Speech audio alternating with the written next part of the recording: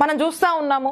గతంలో జగన్మోహన్ రెడ్డి గారి హయాంలో ఏపీలో పోలీస్ శాఖకు బెస్ట్ ప్లేస్, ఫస్ట్ ప్లేస్లో ఉండేది. 100కి పైగా కూడా అవార్డ్స్ వచ్చాయి ఏపీ పోలీస్కి అప్పుడు జగన్మోహన్ రెడ్డి గారి ప్రభుత్వంలో. మరి ఈ రోజున చూస్తే పాస్ మార్క్స్ కూడా లేవంట, 16% ఏదో అంటా ఉన్నారు. 36th ప్లేస్లో మనం ఉన్నాము. 36th ప్లేస్లో ఓవరాల్గా మనం ఉన్నామంటే దీన్ని బట్టి ఏమర్థం అవుతా ఉంది? ఇది డిజాస్టర్ అని. ఈ డిజాస్టర్ కారణం ఏంటో తెలుసా చంద్రబాబు నాయుడు గారు? ఈ డిజాస్టర్కి కారణం మీరే. మీరు తీసుకొచ్చినటువంటి ఎజెండా రెడ్ బుక్కే దీనికి కారణం. పూర్తిగా మీరు అధికారంలోకి వచ్చాక మీరు పోలీసులకి, పోలీస్ శాఖకి ఇచ్చినటువంటి ఎజెండా ఏంటి? ఈ రెడ్ బుక్ పాలన్ని, ఈ రెడ్ బుక్ని ఇంప్లిమెంట్ చేయండి అని చెప్పారు. వాళ్ళు ఎక్కడా కూడా పోలీసులు డివేట్ కాకుండా ఈ రోజు కూడా అదే చేస్తూ ఉన్నారు.